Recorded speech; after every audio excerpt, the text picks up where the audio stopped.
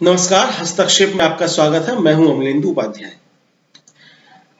देश में लोकसभा चुनाव की गतिविधियां तेज हो गई हैं। लोकसभा चुनाव के तैयारियों के तहत क्या सत्ता पक्ष की तैयारियां हैं और क्या विपक्ष की तैयारियां हैं, इस लोकसभा चुनाव में क्या मुद्दे बनने जा रहे हैं, इसका विश्लेषण करने के लिए डीवी लाइव पर एक परिचर्चा का आयोजन किया गया। इस परिचर्चा में मैंने भी हिस्सा लिया। इस परिचर्चा का संचालन कर रहे हैं डीवी लाइव के प्रधान संपादक राजीव रंजन श्रीवास्तव। आइए सुनते हैं इस परिचर्चा के प्रमुख अंश साभार। देख रहे हैं हम लोग, चर्चा भी दिन में कई बार कर चुके हैं। कैसे देखा जाए अब जबकि शाम का वक्त है और एक साथ दो खबरें हैं, इलेक्टोरल बॉन्ड भी है और सीएए भी है, पैरेलल दोनों पटरी पे हैं, लेकिन पटरी से उतरती हुई भाजपा दिखाई देती है क्या यहाँ पे? चलिए, अगर सरकार की मंशा यही है कि सीए जो है वो ध्यान भटकाए तो 30 सेकंड में सीए पे ही बोल देता हूँ जी, वही शुरुआत करता हूँ। देखिए, सीए जो है वो 31 दिसंबर 2014 से पहले जिन लोगों ने अफगानिस्तान, पाकिस्तान और बांग्लादेश के जिन नॉन मुस्लिम्स ने अप्लाई की सिटीजनशिप, उनको मिलेगी। कुछ 100 लोग भी नहीं होंगे जिन्होंने अप्लाई किया हुआ है पहली बार, और वो 2014 से पहले अप्लाई किए हुए लोग। अच्छा, ये डेट बदलनी नहीं है, पहली बात। दूसरी चीज, मोदी साहब के प्रधानमंत्री बनने के बाद 12 लाख से ऊपर भारतीयों ने भारत की नागरिकता छोड़ी है। ये भी एक सवाल है कि क्यों छोड़ी है। अकेले 2023 में लगभग 2,25,000 लोगों ने छोड़ी है,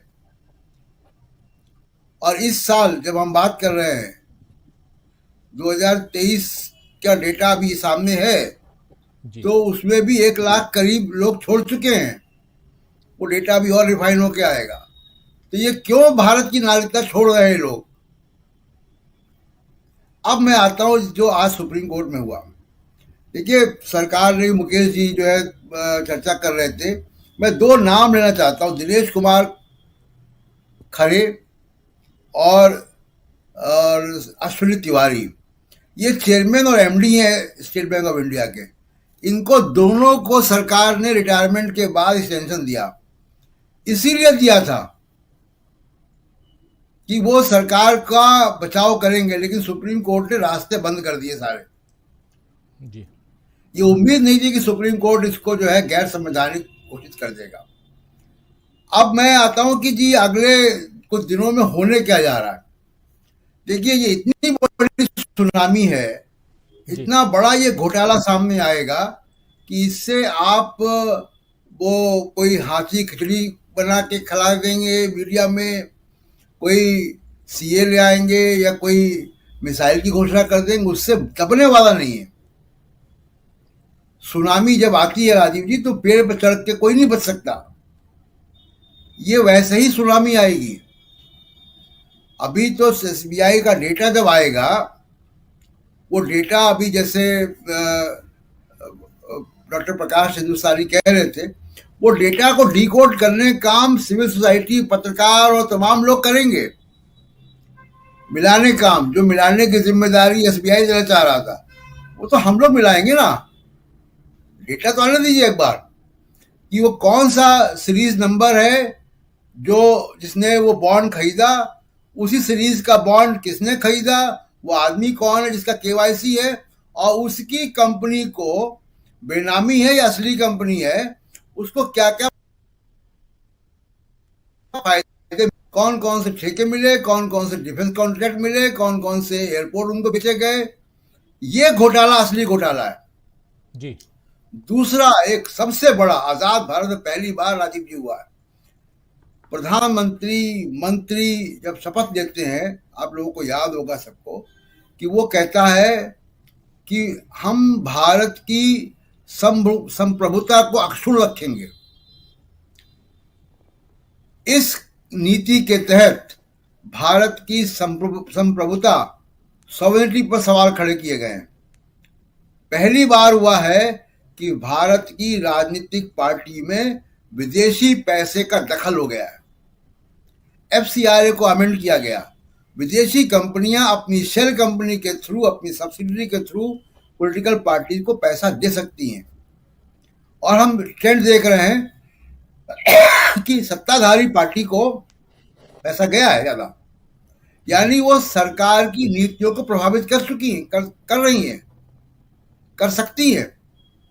बिल्कुल। तो अभी हम जब ये डेटा सामने आएगा तब देखेंगे कि इसमें इजराइल की कौन सी कंपनी है, कौन सी चीन की कंपनी है, चीन की कंपनी की कौन सी सब्सिडरी है जिसने पैसे दिए हैं, किस पार्टी को दिए हैं, और फिर हम देखेंगे कि उसको क्या क्या फायदे दिए गए।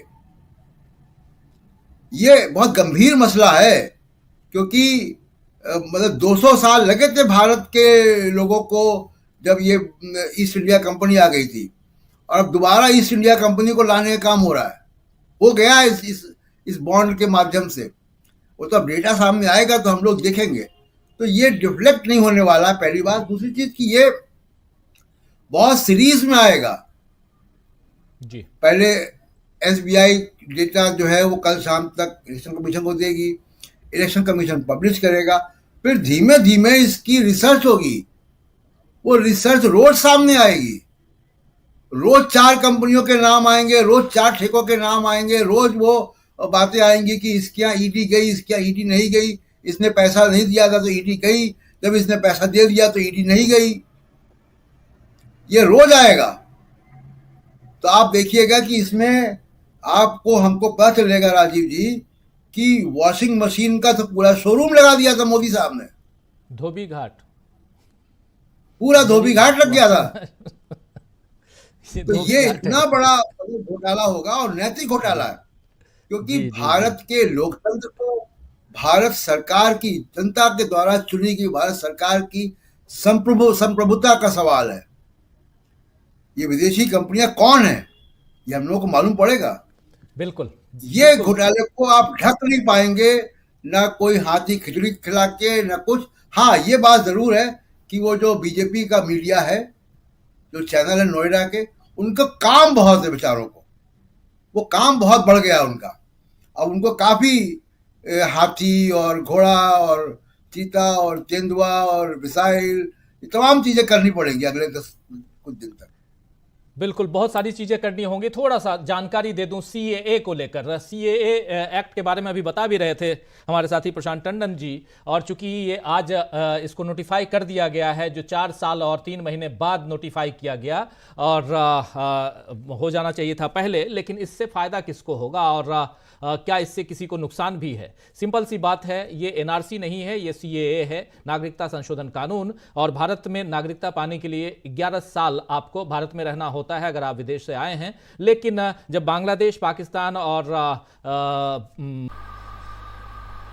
आशा है ये वीडियो आपको पसंद आया होगा। इसको ज़्यादा से ज़्यादा शेयर करें, लाइक करें, सब्सक्राइब करें चैनल को, फेसबुक पेज को फॉलो करें, और ज़्यादा से ज़्यादा इसको सब्सक्राइब करें।